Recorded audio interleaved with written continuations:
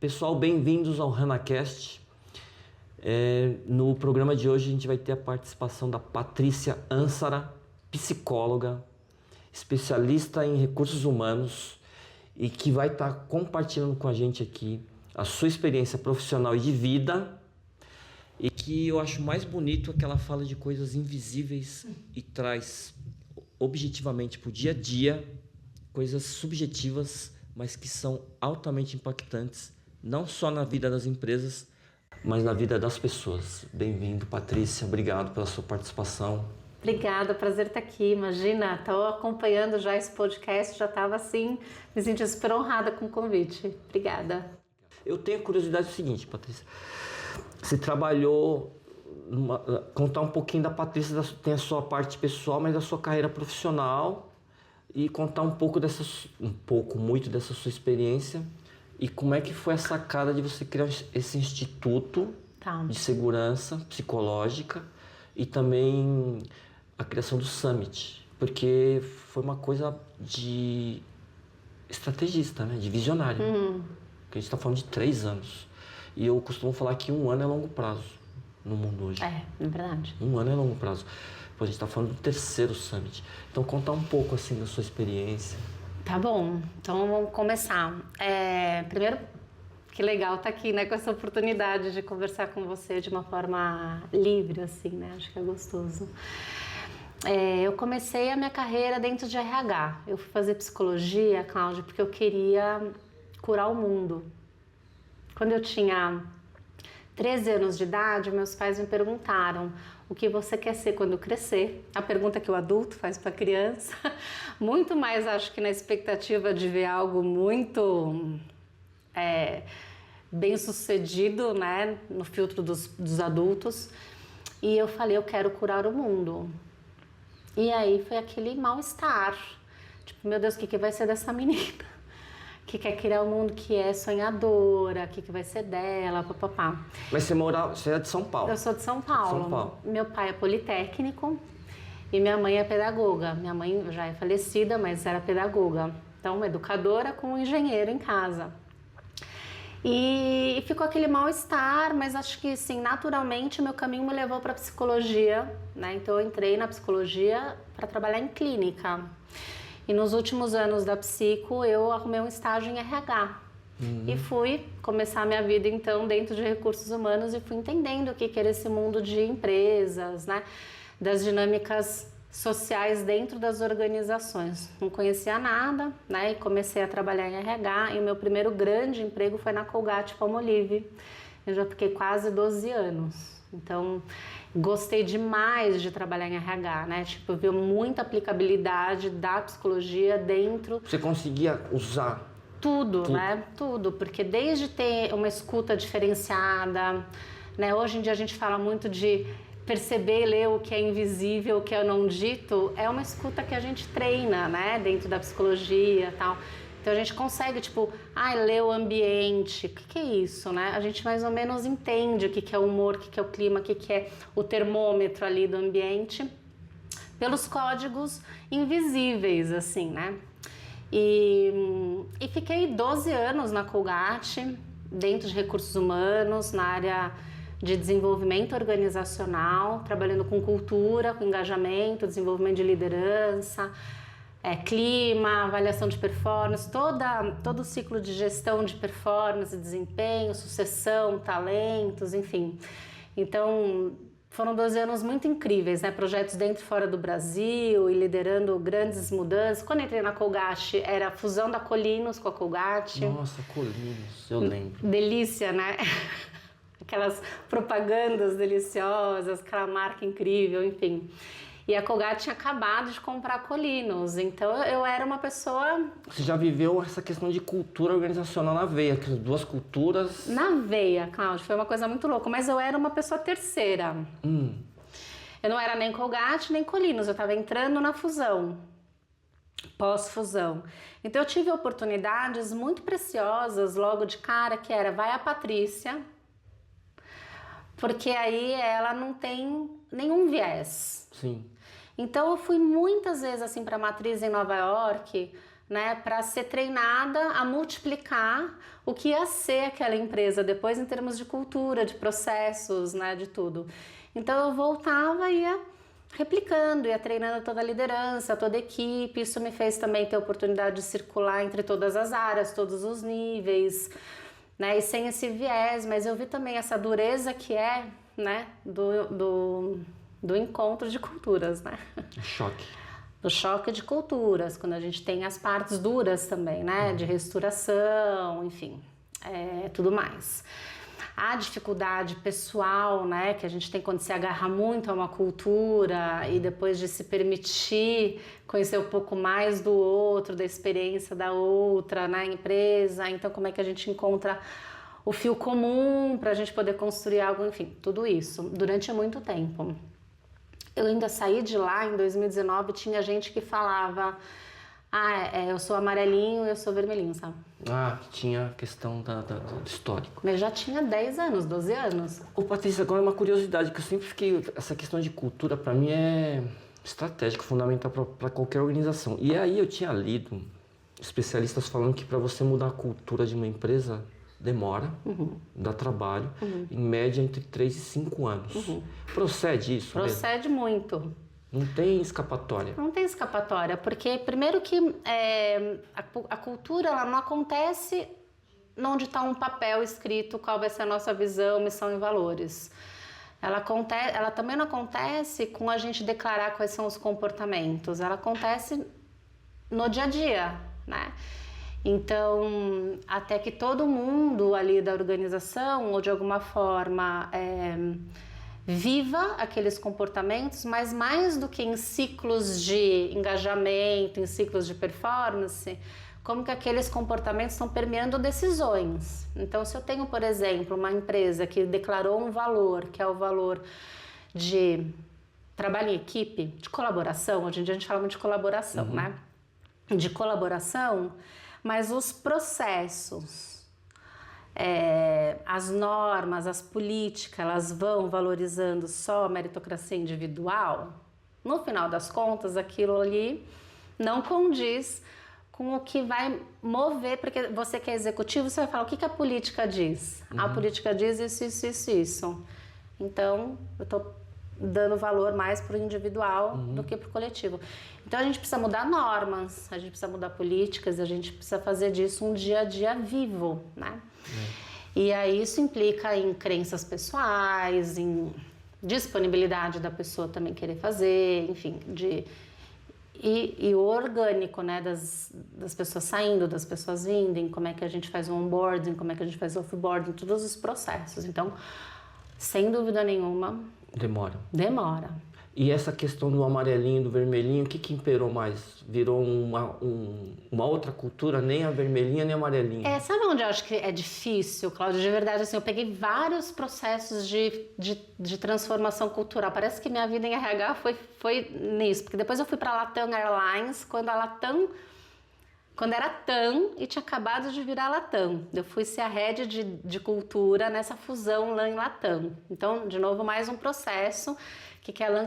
Eu acho que a dificuldade, o que causa mais dureza é a falta de clareza na comunicação, é a falta de transparência em comunicar se é uma fusão, se é uma aquisição.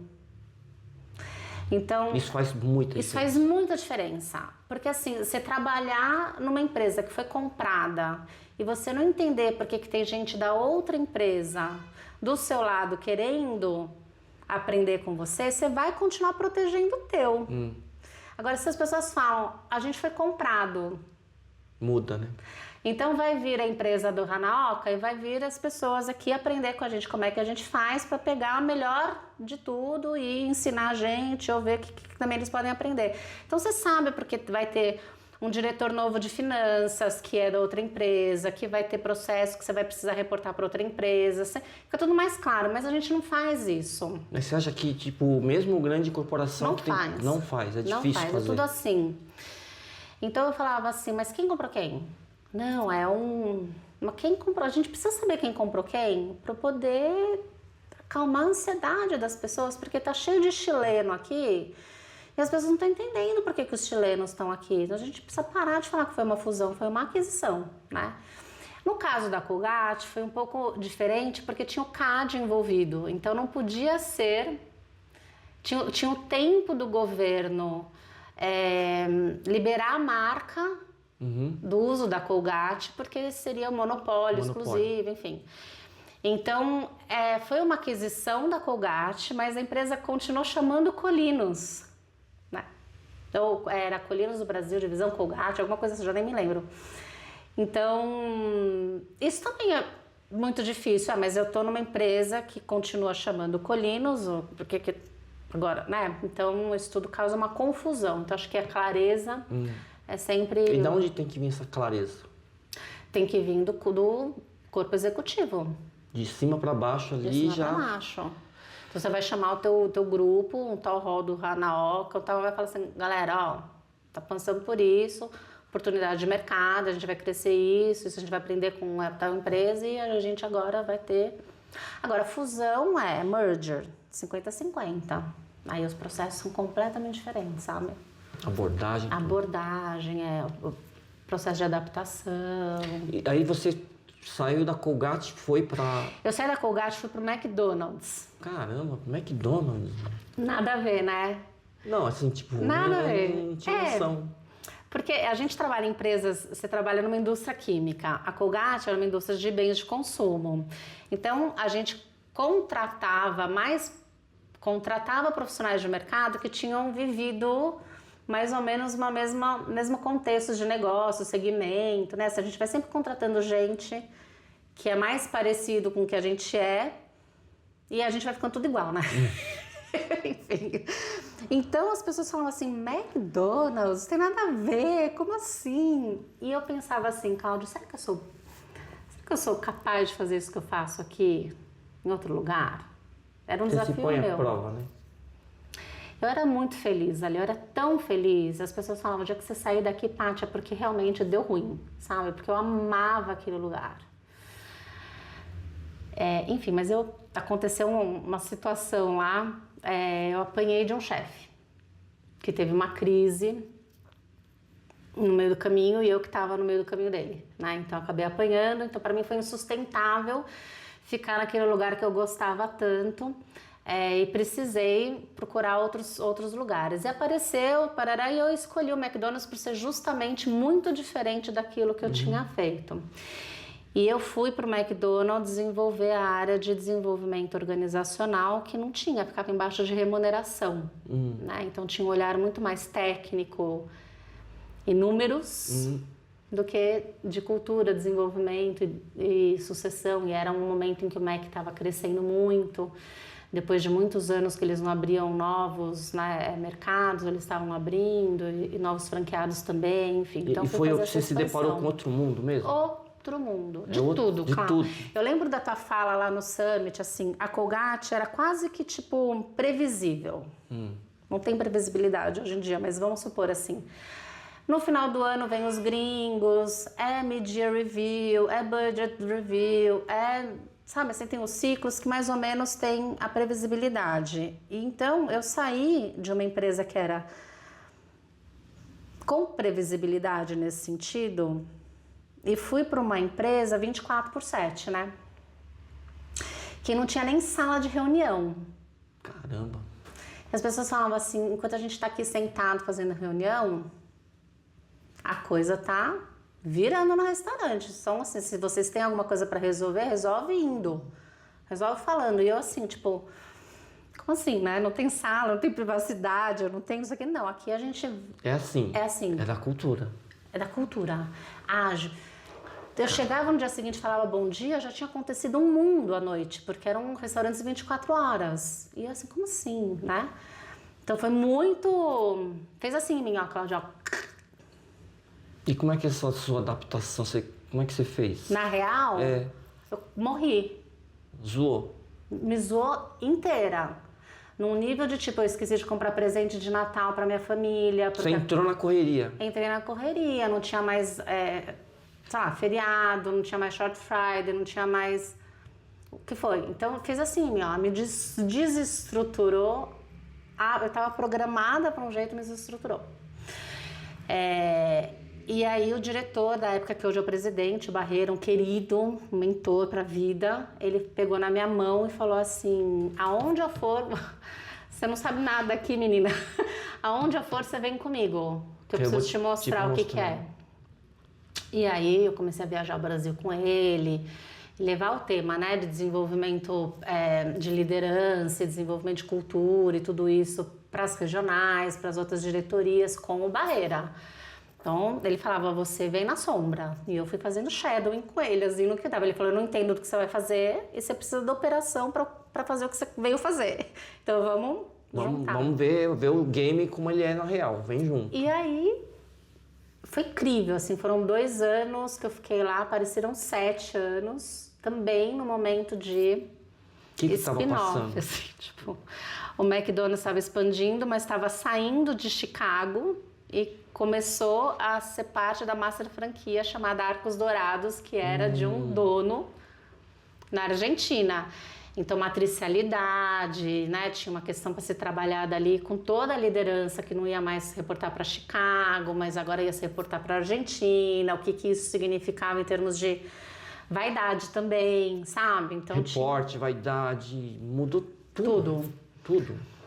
E aí eu saí de um mundo de 2.000, 3.000 pessoas para um mundo de 45.000 pessoas, né? Caramba, meu. Muito, muito frenético. E isso me causou várias coisas na vida que eu acho que é o grande princípio de onde eu tô hoje, assim, né? Naquela época, né, Cláudia, 2011, então hoje já é outro cenário, MEC e tudo, mas assim, 24 horas também trabalhando. Sábado, domingo, feriado. Sábado, eu mandava e-mail às 2 da manhã, 2h03 tinha alguém lá pronto para responder, entendeu? E eu só queria dar vazão para dormir, mas tinha alguém lá de prontidão para me pedir. Batia e voltava. E aí eu capotei na estrada um dia voltando para casa. De cansaço mesmo? De cansaço. Um acidente mesmo? Caramba, meu. Você estava voltando da onde? De Alphaville ali. De Alphaville. Capotei na estrada, era 11h30 da noite. Enfim, perdi um bebê, eu nem sabia que eu estava grávida.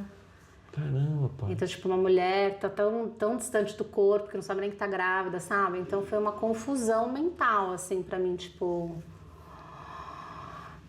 Aí eu comecei a pedir pro universo me mandar um meio do caminho. E aí eu fui pra Johnson. E aí da Johnson, depois eu fui pra Latam Airlines, né? E na Latam eu fui pra Serasa Experian, que é onde eu tive meu burnout. E aí a história toda se começa do Instituto. Aí começa. Caramba, Paty, que coisa. Meu. Mas eu vivi momentos incríveis, assim, né? Mas eu digo, você saiu depois do MEC e foi pra indústria novamente. Pedi, me manda de volta para uma empresa americana, para uma indústria de consumo. Porque tem essa questão de cultura de país também, de indústria, né? Americano, se é alemão, se é japonês. Tem a questão não só da cultura da empresa, que faz parte também de uma cultura de país, de como trabalha, né? E aí você já tinha trabalhado na Americana, voltou pra Johnson. Completamente diferente, Cláudio. Voltou para as bases? Assim, médio, achei que eu ia voltar, mas voltei nada. Eu acho que assim, o que eu estranhei? Adorei trabalhar na Johnson, dentro de um limite que estava me fazendo mal depois, que eu senti falta de coisas para mim que são muito triviais, como valor para mim. Tipo, eu vinha de uma empresa mais ágil, né? Que era McDonald's, e a Colgate tem um foco muito grande financeiro, movido muito pela área comercial e tal. E eu fui para uma empresa que vem de uma origem farmacêutica, então tem um processo, tem um tempo que é diferente, só que eu estava vindo acelerada, 350 por hora. Tanto que eu capotei, né? 350 por hora. E numa empresa que tinha uma representatividade do brasileiro, do Brasil. Sim. De todas as origens, de todas as classes econômicas, porque o McDonald's se instala e vem todo mundo da comunidade ali trabalhar, é o primeiro maior empregador, né? Primeiro maior empregador do mundo. Então, assim... E aí eu fui para uma empresa que basicamente é uma empresa mais elitizada. Contrata quem fala idiomas, contrata quem estudou nas melhores empresas, que tudo certo. Só que aí eu senti falta do brasileiro, se eu puder dizer assim, sabe? Senti falta do povo, das pessoas, assim, do povo, da representatividade, do diferente, né? Do que é complementar, de aprender com... Mas fui muito feliz lá na Johnson, fiquei quase 2 anos, e aí apareceu a proposta para eu ir para Latam Airlines. E aí eu saí da Johnson numa posição de executiva de RH BP, né? BP para algumas áreas, e voltei para a Latam para minha área de paixão, que é cultura, desenvolvimento, liderança, engajamento e gestão de performance e tudo mais. E aí eu fui fazer essa construção de uma área, não tinha, né? Essa área lá, e fiquei lá até a minha vaga ser fundida e ficar no Chile, né? Então, eu tinha uma par, que era uma graça, a gente se dava super bem, mas ela era LAN, eu era TAM. Depois de 2 anos, essa vaga ficou na LAN. Os meus pares também, né? Essas áreas mais especialistas foram para headquarter, né? Para LAN, para o Chile. E aí, de lá, eu fui para a Serasa. E ali na Serasa, que área que você pegou ali? A Serasa, eu fui CRH para a área comercial. Que também é outro mundo, né? E eu já tinha sido na Colgate, a área comercial, mas na Serasa era assim, serviço, muito diferente, né? Eu tive algumas dificuldades ali da Serasa de me encantar com o produto, né? Com o propósito da empresa. Acho que é uma empresa maravilhosa, é uma empresa que vai bem, independente do cenário, né? É uma empresa incrível, as pessoas adoram trabalhar, é uma empresa ágil, é uma empresa que tem produtos que ajudam também, né, as pessoas a darem conta de conquistar o que elas querem para suas vidas, né, com os produtos de crédito e tudo, mas eu tive uma dificuldade de me encantar com aquilo que eu estava ajudando as pessoas a vender, sabe? E eu tive uma dificuldade muito, muito importante com a minha gestora na época, né? Que foi onde tudo começou a se desengolar. E aí eu tive um burnout numa reunião. Meu corpo inteiro do lado direito, indo para uma reunião, meu corpo inteiro do lado direito, aqui assim, começou a ficar... Formigar. Vermelho. Começou a pipocar, assim. E eu não via, né? Então, alguém falou pra mim, meu Deus, vai fechar só? Glote. Glote. Eu ia falar glote. Aí me puseram numa ambulância. E você já tinha tido alguma coisa parecida? Sim, isso é muito legal falar, Cláudia, assim, o burnout não vem de segunda pra terça. Ele começou 7 meses antes. Então, quando eu volto no tempo hoje, eu sei exatamente onde aquilo começou, entendeu? Eu sei exatamente qual foi a fala, onde eu estava, o que aconteceu, que começou a me gerar sintomas. Insônia, ansiedade, sabe, desinteligência emocional, assim, meu termômetro, minha regulação de humor, né? Irritabilidade, ou então tristeza, ou então insegurança. Aquilo que eu sempre soube fazer, parecia que eu já não sabia mais fazer. Então, essa coisa de ir sempre muito atrás da busca da perfeição, que é uma perfeição que você não vai encontrar nunca, porque dentro de você já não sente que você é capaz. E outra coisa, quando você muda de empresa, eu falo também que eu senti isso. Você fica naquela coisa de, pô, eu quero mostrar que eu consigo agregar valor para a empresa, que eu vou ajudar a empresa. Então, assim, é um recomeço e uma pressão que também, fora a pressão da organização, é uma pressão que a gente põe pra gente mesmo, que eu acho que é a pior que tem. Sim. Da gente, vai, não pode, vamos. Vamos fazer mais, vamos tentar mais, vamos tentar de novo, e sábado, domingo, vamos tentar. Só que o burnout, ele vai te levando para uma condição, né, de você duvidar da sua capacidade. Porque você vai sempre buscar fazer melhor, então em algum momento você já não acredita que tá bom. E como você não consegue alcançar mais isso, você começa a duvidar de que então você não sabe mais fazer. Então, exemplos muito claros, assim, de um dia que eu sentei com uma querida que era da minha equipe e falei para ela assim, não tenho ideia do que fazer. Ela falou, Paty, mas se a gente pegar os dados e colocar assim, assim, assim, depois cruzar esse com esse. Na hora que ficou pronto, eu fiz assim, gente, mas eu fiz isso a minha vida inteira. Eu não vem a ideia. Obrigada, tava travada. Começa assim, obrigada, tava travada. Não conseguia ter essa ideia. E aí você vai vendo que na verdade você não consegue fazer mais nada, nada. Nada tá bom, sabe? Mas engraçado, hoje, mas no Summit. Medo. Não, é engraçado, porque como as coisas mudam muito rápido. Hoje não é. A gente é de um período, eu sou mais velho, que se falasse isso não pegava bem. Sim. E hoje eu vejo que mostrar essa fragilidade não é ruim. É importante. Isso é importante, porque muita gente não sabe mesmo. Tipo assim, cara, me deu um branco, como é que faz isso? E hoje parece que é mais aceitável isso, né? Graças a Deus, Graças a Deus. Graças a Deus a gente começou a falar sobre isso, né? Porque antes a gente precisava deixar em casa Você que era a vida o pessoal. oráculo. É. As pessoas procuravam você sabe a resposta. E tem uma coisa assim, tipo, eu sempre eu sou mentora executiva, sou coach também executiva, né? Então, assim, eu vejo uma mudança de perfil nos meus clientes também. Então, tem muita gente que chegava porque não ia fazer terapia, então, mas ia fazer um coach. Então, não tem disponibilidade para fazer terapia, não é terapia, não vou acessar essa conversa, mas talvez... E as empresas também, quando vinha uma questão contigo, falavam, olha, você precisa fazer um coach. Nenhuma empresa mandava para terapia, sabe? E aí, enfim, tem várias questões, desde um coach que não está preparado, né, e pega um caso desse sem... E essa questão quando você pega um caso que a pessoa vai lá fazer um coach... Eu mando para terapia. Você identifica... Apesar de eu ser psicóloga, eu não sou psicoterapeuta. Então, Cláudia, eu consegui ir até aqui com você. Acolho, escuto, ajudo, papapá. Daqui em diante, eu recomendo que você faça uma terapia.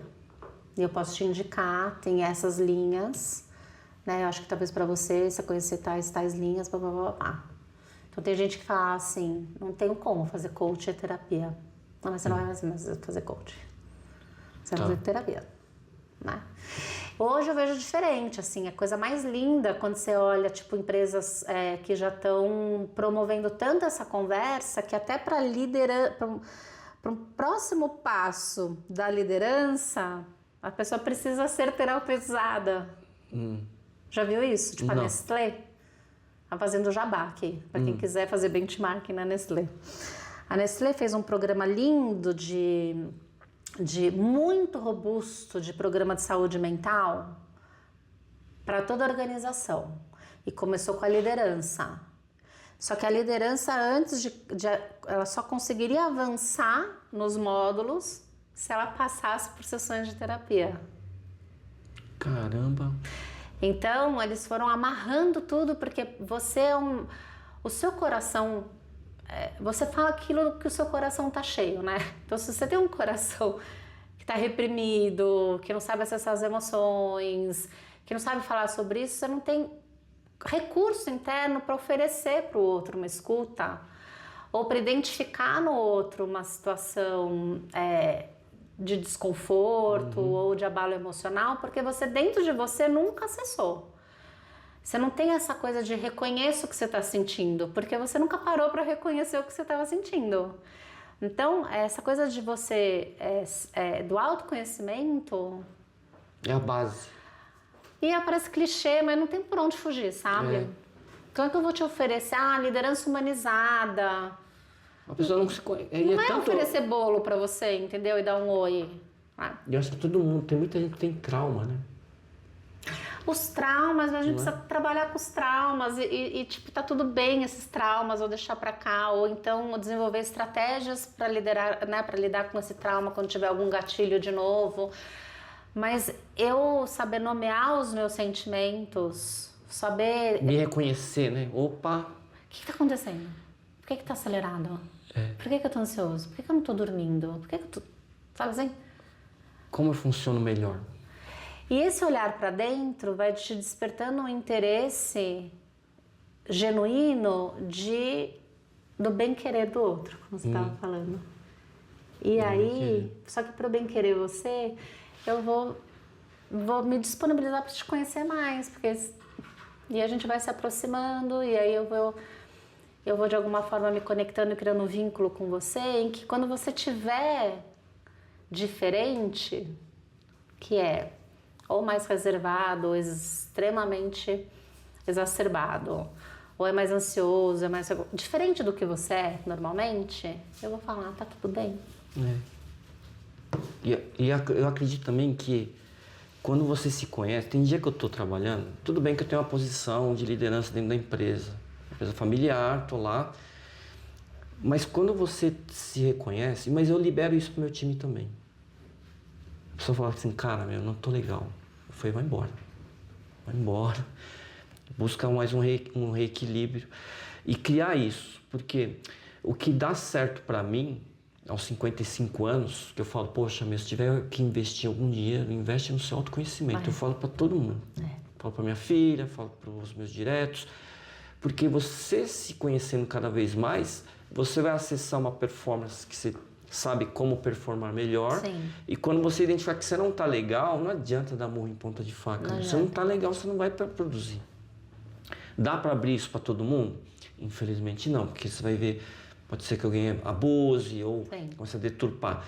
Mas esse autoconhecimento realmente eu acredito que é a base mesmo. Você saber pôr limites também, né? Então, eu entendo qual que é o meu melhor, eu entendo também quais são os meus limites. E eu começo a entender o que guia as minhas decisões. Porque eu entendo quais são os meus valores, os meus motivadores, do que eu não abro mão de jeito nenhum. Isso tudo é um ganho de consciência tão enorme, né, que os caminhos que você vai construindo, as decisões que você vai fazendo, as escolhas todas, elas estão embasadas em algo que é muito essencial para você e você tem clareza disso. Eu assisti um filme... Que é o que a gente fala de consciência, né? Consciência. Eu assisti um filme, foi bem aleatório. E o filme se chama A Vida de Chuck. Cara, e tem uma passagem no filme que o menino tá numa sala de aula e tem uma pessoa recitando um poema. E no meio desse poema, é uma frase mais ou menos assim que fala que eu tenho o universo dentro de mim. Que lindo. É lindo, porque o filme ele gira em torno dessa questão de se conhecer, de você acessar, porque realmente cada ser humano é único. Né? É um mundo. Você tem um mundo dentro de você. E você saber acessar esse mundo que tem um lado frio, um lado sombrio, mas tem um lado bonito, tem um lado que floresce, tem um lado bom. E você se reconhecer e trilhar esse caminho dentro de você, e com essas experiências todas que a vida vai te trazendo e você vai aprendendo e ligando os pontos, depois só olhando para trás consegue ligar os pontos, nossa, te deixa com um altruísmo, né? Uma visão de mundo diferente. Acho que isso é bonito também. E esse estalo de consciência nem todo mundo chega, né? Assim, na psicologia, a gente diria que quando você chega aos 40 e poucos anos, você já deveria ter esse estado de consciência de que você está a serviço do mundo. Você acha que tem a ver com idade? Sim. Acho que tem a ver com... Tem, né? Porque quando você é jovem, você quer o quê, né? Você quer conquistar, né? Mas chega um momento que... Mas tem muita gente que não chega nesse estado de consciência, né? Não entende que está a serviço do mundo e não consegue se desprender. Então, quer ter controle de tudo. Mas na tua visão, você acha que a maioria chega ou não? Pelo que você tem observado. Eu acompanho um engenheiro que chama Richard Barrett e ele desenvolveu instrumentos que medem o nível de entropia entre valores pessoais e valores organizacionais. Qual é o nível de esforço que a gente tem que fazer para caber dentro de uma empresa, naqueles valores da empresa, né? Então, ele também mede o nível de sofrimento das pessoas. Eu acho que, pelos estudos que ele mostra no instituto dele, a gente vê que o nível de consciência da América Latina e dos países da África, ainda está no nível de consciência de sobrevivência e não da abundância, então da escassez. Então a gente opera as nossas escolhas e as nossas decisões no medo de não ter, no medo de não ser bom, no medo de não dar conta, no medo de não ser reconhecido. Então, em cima da escassez, nesse sentido de se me faltar isso, eu não sei o que fazer. Então, as nossas escolhas, elas são operadas nesse nível de consciência de mais egóico, né? Mais de controle por conta de medo. E se eu não tiver? Se eu não tiver, expande. Não consigo, então eu vou continuar aqui. E se eu não tiver esse emprego? E se eu perder o emprego? Se eu não perder o emprego, expande. Não consigo, então eu vou ficar aqui me prejudicando, porque não tá legal, eu vou continuar aqui. Cercando aqui. Mas e se eu confiar demais nessa pessoa e essa pessoa tome o meu lugar? Expande. Mas e se eu formar esse sucessor e ele toma... Expande, você vai ser maior. Você tá olhando para baixo, tem que olhar para o alto. Se você olhar para baixo, o seu de baixo vai olhar para baixo, o de baixo vai olhar para baixo, todo mundo olhando para baixo. Não tem ninguém olhando para cima, sabe? Então, a gente opera e toma as decisões no medo, que aí são as empresas que fazem gestão por custo, né? Fica ali fazendo a gestão no custo e não no que a gente vai conseguir... É escassez, né? É na escassez, né? O custo é o medo de não ter. O medo de faltar financeiramente faz com que muitos presidentes, CEOs, diretores gerais, operem no custo. Mas a gente não tem, mas a gente tem. Não dão saltos de fé, sabe assim? Que nem você fez. Saltos de fé. Você deu saltos de fé na sua empresa. Tipo, vamos lá, porque essa aposta eu vou arriscar. Eu acho que é legal também quando você consegue conectar e trabalhar alguma coisa que é um projeto seu. Por que aconteceu? Você chega um momento que você quer criar algo. Como você criou um instituto, que a gente vai falar, mas você fala assim, poxa, eu tô mantendo aqui, mas é corrida de bastão, recebi o bastão, vou correr na minha pista aqui e lá na frente entrego o bastão pro outro e assim vai. Mas alguém construiu essa pista, alguém construiu esse bastão, alguém construiu essa regra. E chega uma hora também que você quer também construir algo bonito que perpetue também, né? Acho que isso é legal também. Legado. Um legado. Né? E uma coisa autoral, né? Que vem de uma missão sua, de um chamado seu, não é? Ou chama de propósito, mas enfim. E de chamado e tal. O Paty e o Instituto, como é que foi assim? Você já tinha na cabeça? Nada, zero. Zero? O Instituto, assim, então eu tive o burnout. E aí eu fiquei de cama uns 6 meses, assim. Caramba, Paty, 6 meses. Foi uma coisa muito difícil. Meu marido muito desesperado, né? Porque a casa adoece, né? E ele, sabendo de todas as condições que eu tinha para voltar a trabalhar, eu não me sentia boa ainda o suficiente para voltar a trabalhar. Não tinha capacidade dentro de mim ainda. Porque o burnout estraga mesmo a pessoa. Autoconfiança. E aí eu fiquei de mal das empresas. Falei, quer saber, empresas adoecem mesmo. Fiquei de mal das empresas. E eu comecei a trabalhar de coach, mentoria, fazer trabalhos mais turmas abertas. Me distanciei, não quis mais saber de empresa. Aí, calma. Isso que ano foi? 2018. 18. Aí eu tenho um mentor, que é o Nélio Bilatti, adoro falar dele. O Nélio foi CEO América Latina da Renault Nissan, que eu conheci porque ele foi meu fornecedor do McDonald's. Eu contratava ele, né, no McDonald's. Ele pegou na minha mão um dia e falou assim, pode parar com isso, de ficar de mal das empresas. Pode parar. Você dá um jeito de voltar a se relacionar com as empresas, com as organizações, de servir as organizações, porque é lá que tem tudo que a gente precisa para mudar o mundo. São nas empresas. Ela que tem dinheiro, ela que tem tecnologia, ela que tem estrutura, ela que tem infra, ela que tem as pessoas, ela que tem propósito, ela pode parar. Você trabalhou 20 anos dentro de empresa, agora não trabalha em empresa, fazer assim, sabe? Deu um chacoalhão. Me deu um chacoalhão. E aí eu resolvi que então, se fosse para voltar para a empresa, eu ia voltar mais preparada para curar o mundo. Foi o meu resgate com a minha criança, que queria curar o mundo. Tá bom, vou voltar, mas vou trazer para esse lado aqui. Vou trazer para um lado de cura. Então, eu vou me especializar, vou me formar, vou estudar, vou pesquisar abordagens colaborativas para a gente fazer negócios conscientes. Negócios conscientes, para mim, naquela época, era que as pessoas não sangrem, que não sejam negócios a qualquer custo, ao custo de uma vida, né? Então, foi um resgate imenso com a minha infância, né? E aí, esse processo de cura se deu e eu ainda me especializar. Caramba, quando você falava... Que eu queria curar o mundo. E aí, eu fui me especializando em abordagens, fui fazendo uma certificação aqui, um curso ali, e fui me encontrando com pessoas... Uau, né? Onde que eu tava? Que eu não tava com você. Cadê? Onde é que vocês estavam? Exato, com outro nível de consciência, né? Não tem um escritor indiano que escreveu um livro com parceria com um cara da Whole Foods? Sim, o Raj Sisodia, que é empresas que curam. Que eu li, tipo, na atacada. Já tive com o Raj, tive foto com ele, abraçado com ele, tem um videozinho com ele. Porque, assim, o que aconteceu?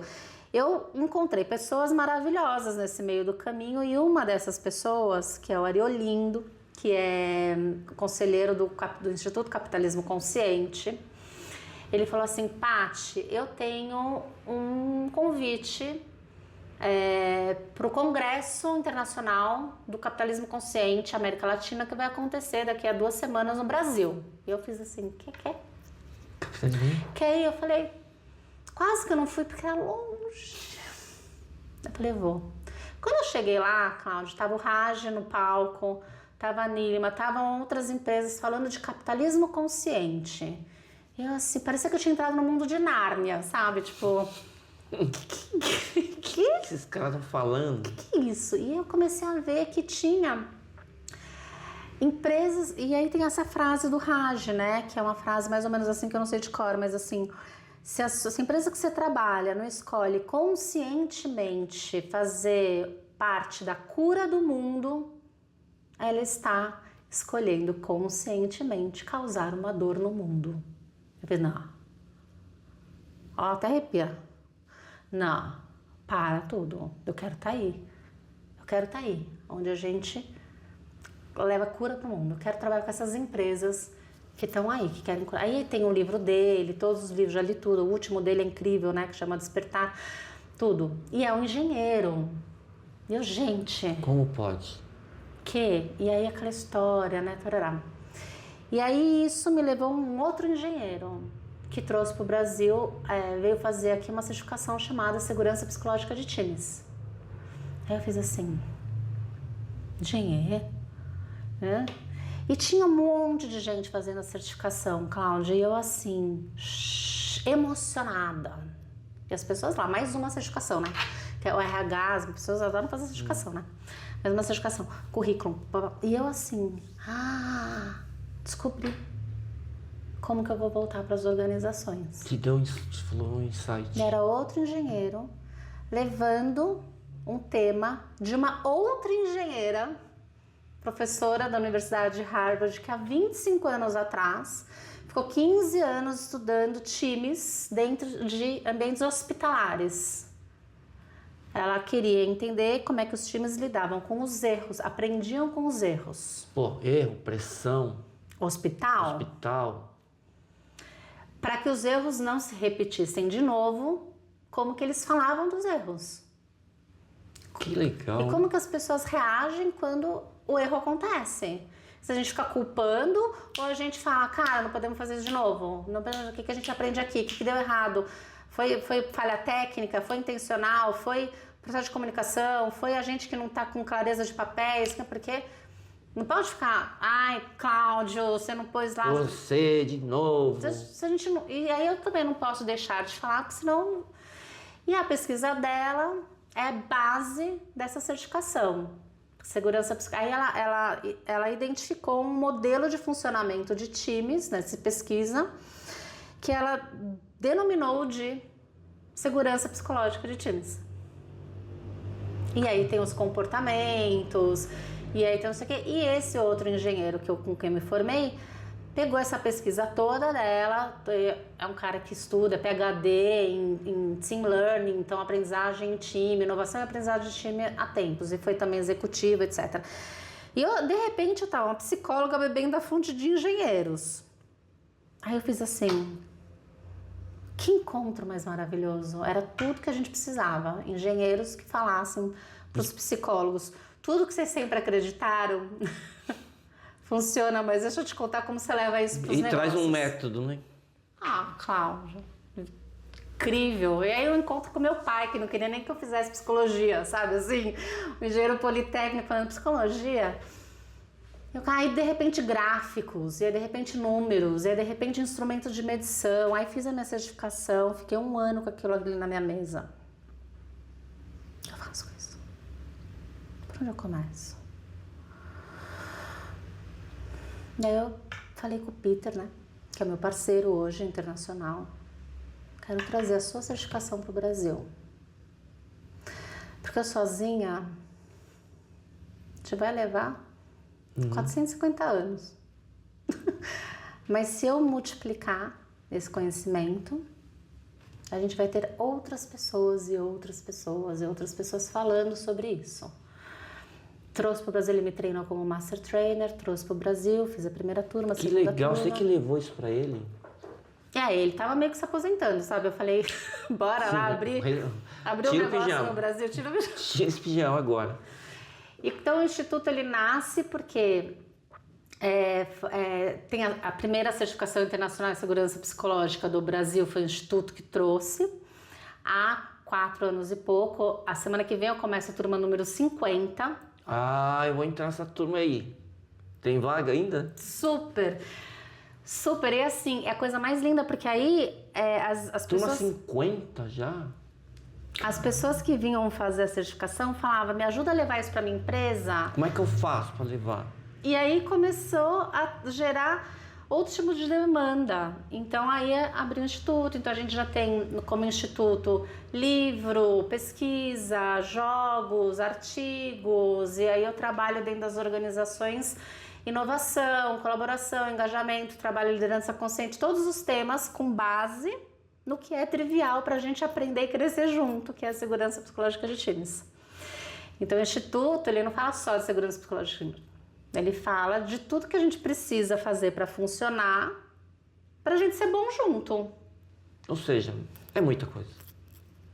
É muita coisa. E aí tá nas dinâmicas das relações. Como é que a gente tem que trabalhar junto, conversar, funcionar. E essa ideia de criar, se criou, é você que criou sozinho? Sim, eu fiz a certificação, falei, precisamos multiplicar isso. Quem que faz? Peter, vamos levar. Putz, e aí isso aí já estava no ano de... Aí 2020, a história eu chamei uma pessoa para ser sócia. Só que eu falei, vai lá fazer essa certificação. Ela fez a certificação, no final ela ficou 1 ano e pouquinho, não era muito o que ela queria, ela tem um negócio dela, mas ele nasce desse... Você vê a história toda, como eu te conto? Ele nasce, aí ela... Depois vai fazer a certificação e a gente começa a rodar a primeira turma, a segunda turma. Aí há 2 anos ela já saiu, né? Já tá. E a gente já tá nos Estados Unidos, já tá na América Latina. E ele entendeu assim, tipo, nossa, olha o business do Brasil, 50 turmas, né? E ele já formou patrícias em outros lugares do mundo. Então hoje a gente tem como chama? Uma comunidade? Somos master trainers disso no mundo. Então a gente eu consigo saber o que está acontecendo na China, na Rússia, na Polônia. Nossa, e troca informação e... Que legal. Só que aí veio a pandemia trouxe necessidade de a gente falar de saúde mental, aí trouxe necessidade da gente falar da gente, e esse tema então chegou com tudo. Ficou muito forte. Só que também quando uma coisa chega com tudo, causa... como é que fala? Cláudio, me fugiu a palavra. Tipo... Descrédito? Não, descrédito. Assim, tipo... As pessoas começam a falar e não necessariamente estão falando o que é correto. Sim. Desinformação ou confusão. Confusão de conceito. E aí, nessa de levar para as pessoas o que realmente é e o que realmente não é, surge a ideia de fazer o Summit. E mais do que isso, de levar cases brasileiros, porque começou, né? Ah, mas legal isso aí. Como é que surgiu a ideia de fazer o Summit? Você tava... Como é que deu um estralo? Surgiu assim, de verdade surgiu porque existe um congresso de saúde mental que é muito, muito forte no Brasil. E eu conheço a CEO, a gente, né, conhece o trabalho uma da outra. E naquele congresso todo mundo estava falando de segurança psicológica, mas estava falando de uma forma muito equivocada. Muito mesmo, tipo assim, fornecedor de benefícios de funcionário falando que promove segurança psicológica porque dá Gympass, sabe assim? Coisas desse nível, até falta de compreensão mesmo do assunto, nem sabiam quem era essa engenheira, nunca tinham lido a pesquisa, e aquilo começou a dar, sabe quando... Se tem aqui 800 pessoas ouvindo isso, a gente tem um campo para levar o que é e o que não é. E mais do que isso, já era terceiro ano de instituto, segundo ano de instituto, já tinham empresas que estavam... Porque essa certificação, porque é por uma engenheira, a gente tem instrumento de medição. Então, eu meço qual é o nível de segurança psicológica do seu time, antes e depois. E a gente conversa sobre resultados, o que vocês alcançaram de diferente versus... Então, é tudo sobre indicadores de desempenho, né? Mas trabalhando a segurança psicológica. E, cara, a gente já tem cases aqui no Brasil, já tem cases... A gente sempre bebendo de cases internacionais, né? Brasileiro sempre bebendo de fontes americanas e não sei o que, de outros... Então, a gente vai fazer o Summit para dar palco para as empresas irem contar como é que é trabalhar com isso. Enquanto isso, a gente também conta o que é e o que não é. O que é e o que não é, entendeu? Começou assim o Summit. E, de repente, o primeiro Summit teve 420 pessoas. Aí minha sócia sai, segue a vida dela, e aí virei o ano de 2024, pensei assim, é um movimento. Nasceu de dentro de mim quando era criança. Isso vai continuar. Fiz o segundo Summit o ano passado, 450, 70 pessoas. Assim, pra mim é uma multidão. Sim, pô. Mais pessoas e mais cases. O ano passado a gente teve 4 novos cases. Esse ano a gente teve 4 novos cases. O ano que vem já tem 5 pra gente falar. Agro, mídia, são segmentos completamente diferentes, sabe? E é isso. Eu acho que o Summit não é uma coisa que dá dinheiro pro Instituto. Mas não é a intenção. Quando a gente tava falando, sabe? É de geração de valor mesmo, é de movimento. Então, assim, as pessoas acreditarem que esse é o único caminho possível. Então, vem ver o que as empresas que escolheram fazer parte da cura do mundo estão fazendo. Estão fazendo, de forma prática. Exatamente. E esse Summit, os passados tiveram 2 dias também? 2 dias. 2 dias. E o próximo vai ter 3. Já tá planejando? Já.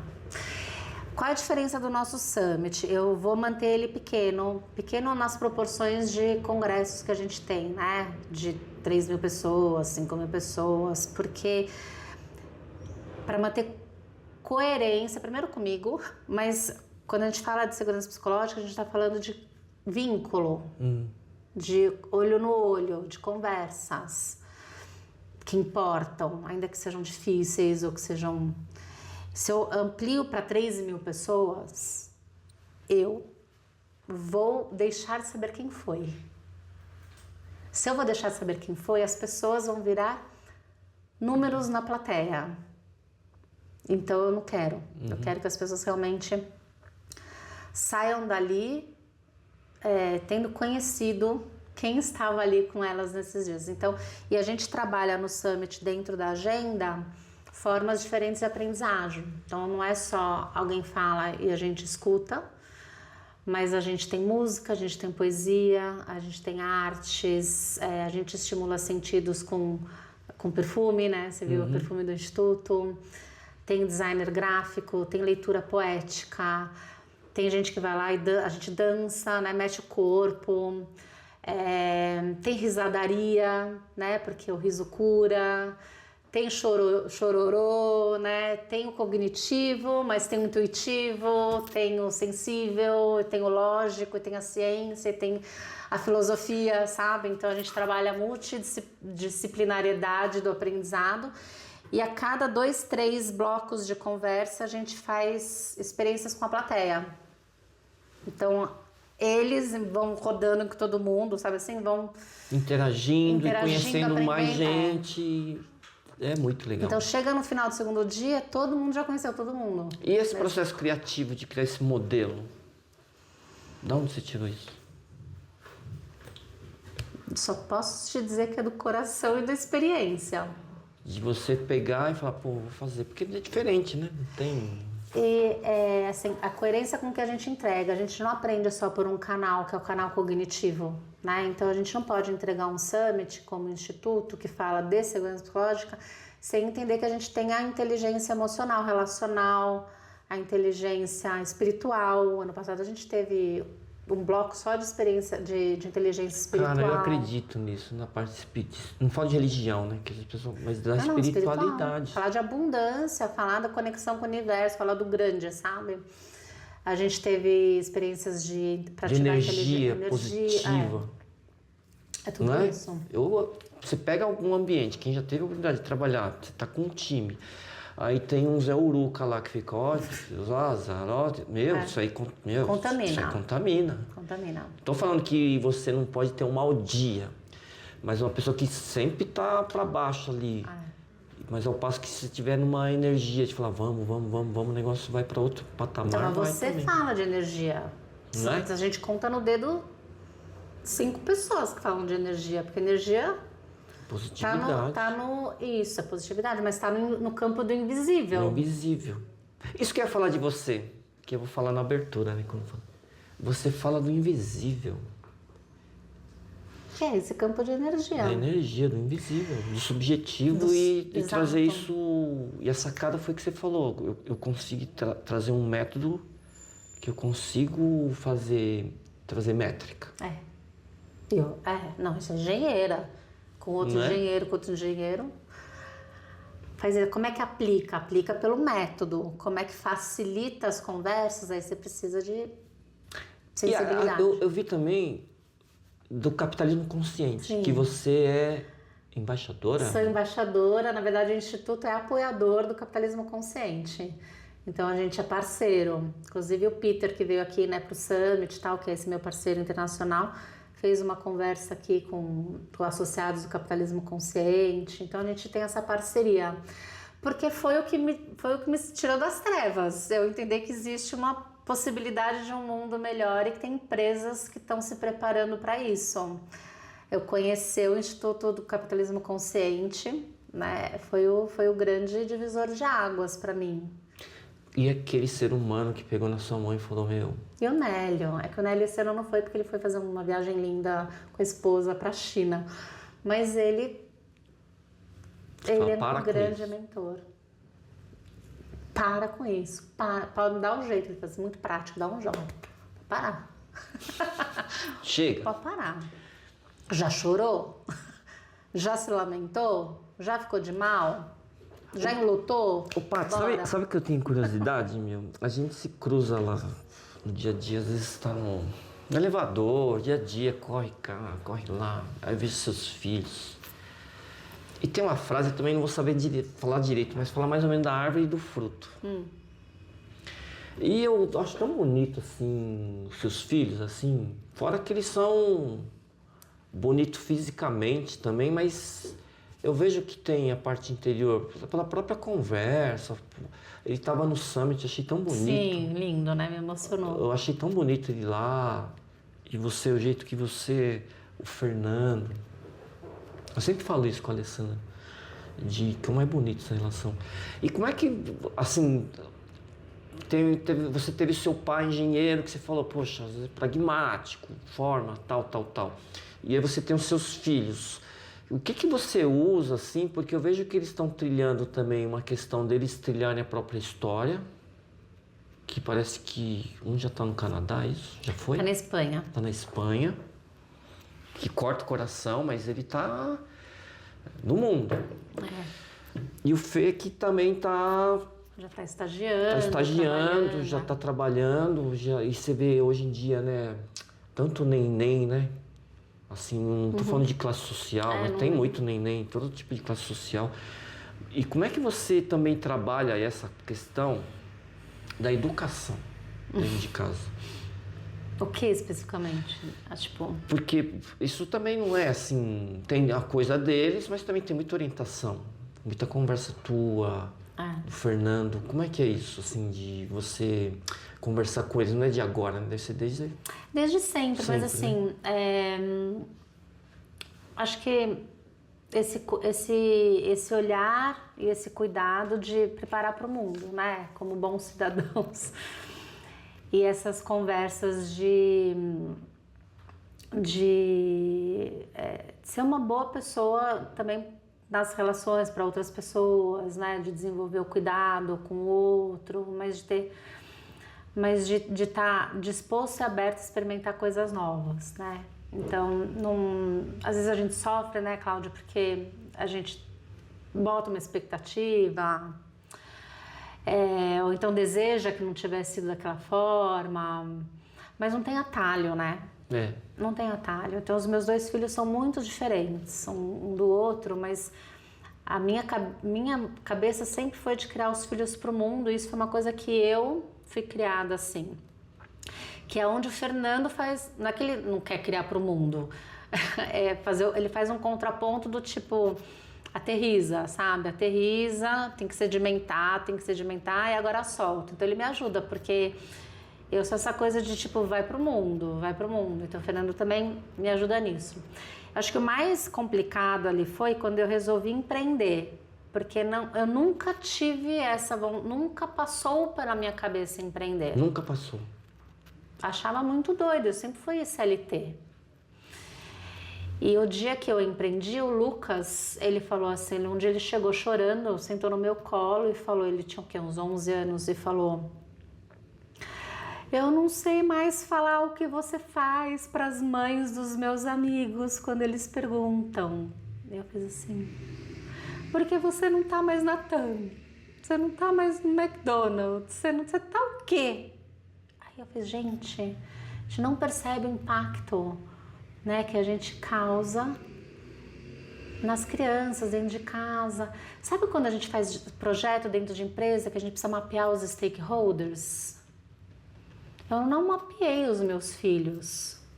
Olha que doideira isso. Então, e se eu incluir os meus filhos nessa decisão? E eu comecei a falar, Lucas, o que eu faço?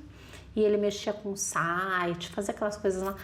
E aí um dia eu voltei, sei lá de onde, ele tinha feito um site para mim, com que ele entendeu com o que eu fazia. Olha isso. Foi foda. E é isso. Então, assim, o que eu faço de lá pra cá é envolver desde coisas básicas, tá, Cláudia? Não é assim uma maravilha, coisa assim, olha como a mamãe é foda. A mãe saiu na revista. Olha, é foda. Olha, pode falar palavrão aqui? Pode. Aí eles falam, tipo assim, doutrinando, sabe? Mas tipo, pra trazer pra consciência deles que tem um esforço. E que eu tô conseguindo desbravar um mundo que eu não sabia, sabe? Apesar do esforço, apesar da ansiedade, apesar do sono, apesar do humor, sabe? Muitas vezes, assim, tenho colhido frutos. E o Summit é algo muito incrível. Agora a gente tá nos Estados Unidos e tá na América Latina, é algo muito incrível. E eu vou sempre trazendo... A gente agora vai começar um trabalho lá na coluna, isso aqui não é demais. E acho que isso levou o Felipe, que estava aqui no Brasil, o Lucas não estava, a falar: eu estou na semana de saco cheio, já negociei com o estágio, que eu vou na parte da tarde, de manhã eu vou lá ver o que é isso que você está fazendo. O que é isso que você está fazendo, que você trabalha sábado, domingo, feriado, você está montando o quê? E é um projeto muito bonito. E acho que foi essa sacada que eu tive de, cara, não mapeei os stakeholders dentro de casa. E os filhos, e começar a trazer não foi nada pensado. Começar a trazer eles pra tudo, assim. Pô, ele tudo. deve ter achado demais, né? as pequenas, das petiticas conquistas, né? Então eles fazem assim, mãe, você bateu 20 mil seguidores no Instagram, eles vêm antes que eu. Eu falo, nossa, isso é bom? Como isso é bom? Já dá pra você ficar verificado, sabe assim? Eu falo, nossa, dá pra ser verificado. Mas é porque desde sempre, né? Trazer isso. Agora o Felipe tá no mercado financeiro. Daí adianta falar pra ele, não entra no mercado financeiro?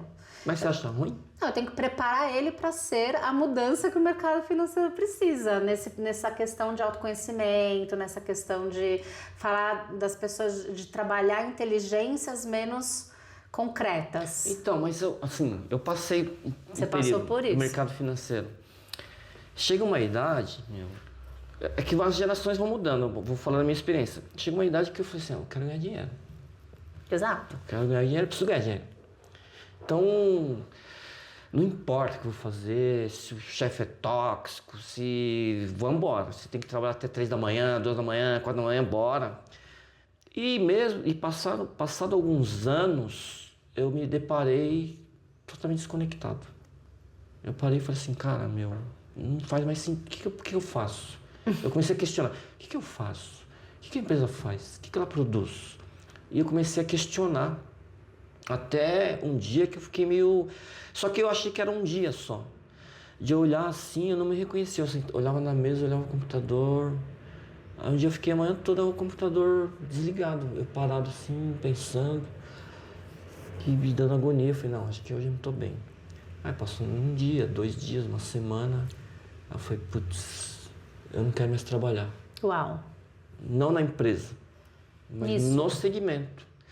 Tem colegas que continuaram, pô, meu ex-chefe, gente boníssima, tá ainda, um monte de gente, tá? Mas eu não me via mais naquilo. Então acho que tudo tem um tempo, né?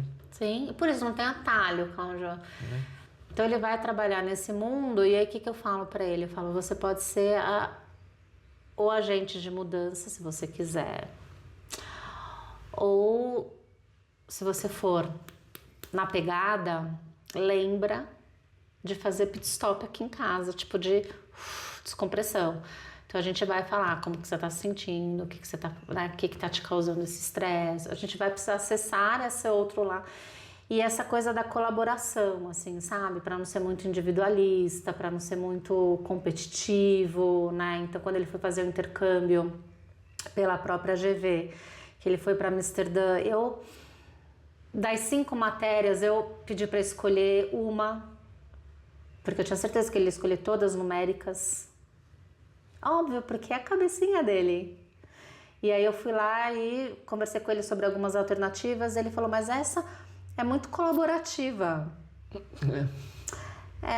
E foi a que deu mais trabalho para ele lá, porque ele precisava fazer com outras pessoas, e as outras pessoas não tinham as agendas. Mas é o exercício de você colaborar. É mais fácil fazer sozinho? Mas sozinho você vai até aqui. Quando você junta com outras pessoas, fica infinito a potência, dá mais trabalho. Mas a gente é muito maior junto, a gente é limitado sozinho. Sim. Então, a mamãe vai te ajudar nisso, habilidades sociorrelacionais. Então, vai fazer essa, sabe? Tipo, no que eu puder fazer interferência sem mudar o caminho da rota que ele escolheu, né? Ô, Paty, e a questão, onde você se vê, ou você nunca fez esse exercício daqui a 5 anos? 5? Talvez seja muito tempo. 3. O Summit. Ele vai pro 4º ano que vem, já planejou. Vai. Mas como é que você se vê impactando cada vez mais empresas e pessoas? Por exemplo, você comentou que vai agora para os Estados Unidos. E aí você vai começar a atuar mais pelo Brasil ou vai estar atento a cada oportunidade e abraçar, mas como é que você se vê? Eu não sei se em tempo, Cláudia, mas assim, eu tenho uma esperança, né, de alcançar um patamar de ser legitimado como instituto. E para isso acontecer, precisam acontecer várias coisas antes, né, que é da gente gerar pesquisa, né, como instituto gera pesquisa, faz pesquisas, então assim, me associar com institutos de pesquisa ou com universidades que fazem pesquisa para gerar dados para o mercado, né? E ser legitimado como uma pesquisa. Então, só para isso acontecer, tem um caminho grande. Né? Como instituto, poder trabalhar também à frente de responsabilidade social. Então, é um instituto de educação. Então, a gente começar a trabalhar na formação de futuros líderes, que ainda não sei se é educação, sabe, em parceria com ONGs ou institutos, ou que formam líderes ou aprendizes, ou desde a infância básica. Mas o ponto é, se a gente é um instituto de educação, né, em que momento que a gente vai se lançar para ajudar na formação de novos seres humanos que vão trabalhar dentro das organizações, né? Então essa é a minha meta, sabe? Ser legitimada como um instituto que não trabalha só para as organizações, mas serve a um mundo melhor, desde a formação inicial base até dentro das organizações. Eu costumo afirmar que toda empresa, ela precisa ser uma empresa de educação também. Por exemplo, eu estou lá na indústria química. Eu preciso assumir essa questão de educar. Não importa o tamanho da empresa, o segmento ou a localização, ela assumir um papel de educação. Não é mais treinar, né? Vou fazer o treinamento do time. É educar o time. E aí, através desses exemplos, implantar... Todos os dias. Um dos exemplos mais concretos, projetos, etc. Mas essa coisa, sabe, você vai para a escola todos os dias? E todos os dias você aprende uma coisinha e aprofunda e muda de capítulo e vai avançando. E tem prova na escola, né? E aí agora você me deu um insight, porque agora eu juntei minha mãe, né, educadora. Juntei o pai, o engenheiro, minha mãe, que era educadora, pedagoga, no Instituto de Segurança Psicológica, que é o Instituto de Educação. Uma metodologia de engenheiro, né? Porque isso dá uma chancela muito forte. Porque quando fala de RH, eu sempre acredito que RH é estratégico. Mas é difícil você ver um RH bom, assim, a experiência que eu tive, trabalhei em banco americano, banco japonês, em empresa que era argentina. É difícil ver um RH estratégico mesmo. Quem tinha um RH muito estratégico e que divulgava e era o braço direito dele é o finado Roger Agnelli, que era o presidente na época, Companhia Vale do Rio Doce, que depois se tornou Vale. Eu vi as matérias dele, que era Carla Grasso, guardei até o nome dele, porque ele falava que RH era estratégico, o braço direito dele era uma mulher de RH. Mas o que ele falava, Cláudio? Do quê? Que ele falava que RH era estratégico. Então, RH só é estratégico, só alcança o campo, o lugar de ser estratégico, se quem fala que o RH é estratégico. É o líder. O presidente. E ele levava a mulher para cima e para baixo. Se não me engano, ela tem um cargo hoje no FMI, se não me engano, ou na ONU, a Carla Grasso. E ele falava, e divulgava, e mostrava, e estava com ela. E ele foi mudando. Para a questão de uma empresa na estatal, aí foi privatizada e começou a trabalhar com meritocracia e teve que redesenhar tudo. Sim. E aí ele mudou realmente a história da Vale. Mas é um pouco disso, assim, acho que eu vejo como o tripé do negócio de um presidente, assim, né? Tem o CEO, tem o CFO, que é o financeiro, e tem o CHRO, que é o de RH. Só que o RH, a vida inteira, foi treinado e acostumado a se perceber e, portanto, ser área de apoio, área de suporte, e não o tripé estratégico. Então, nem o próprio RH sabe ser e também encontra muito pouco espaço para ser, entendeu?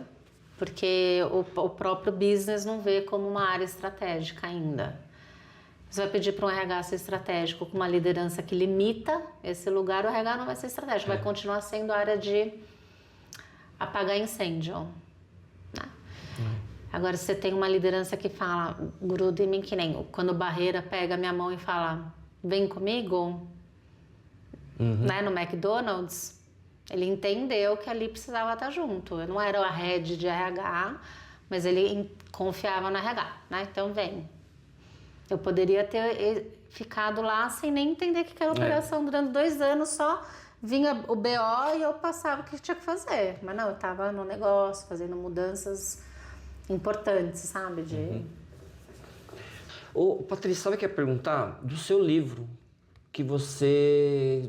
Qual que é o título? Como é que foi essa experiência de escrever? Tá. Como é que foi isso? Acho que o livro veio desse desejo também de contar para o mundo quem mais está falando sobre esse tema, sobre diferentes óticas. Então, são pessoas que fizeram a certificação com o Instituto, que trabalham em diferentes lugares e funções e atividades, que contam sobre as suas áreas de experiência funcionando com a segurança psicológica. Então, eu tenho executivos de RH, tipo vice-presidente de RH, tem gente que é especializado em saúde mental, tem conselheiro do capitalismo consciente, tem especialista em inovação, tem falando como faz gestão de empresas familiares, sucessão de empresas familiares à luz de segurança psicológica. Então é um livro com vários artigos de vários poemas de vários autores, e que eu brinco que pode ser tipo o Minuto da Sabedoria, sabe? Que você abre assim e tem um capítulo que te surge ali. Então, essa foi a primeira entrega do mundo que o Instituto fez, né, para o mundo que o Instituto fez, de juntar conhecimentos e perspectivas diferentes sobre um mesmo tema, né? Sempre voltado para o negócio. Depois a gente tem também como Instituto o livro do Peter, que a gente traduziu e trouxe para o Brasil, que é a Inteligência Oculta dos Times, que o Peter é esse que me formou, né? E o ano que vem está saindo mais um. Ó, que legal. De cases. De cases? De cases. E aí, corajosamente, as empresas vão contar ali, né, o que tá dando certo, o que não deu certo. E aí eu vou ter o antes e depois das medições, né? Eu costumo falar assim que as empresas estão numa caixa de vidro, né?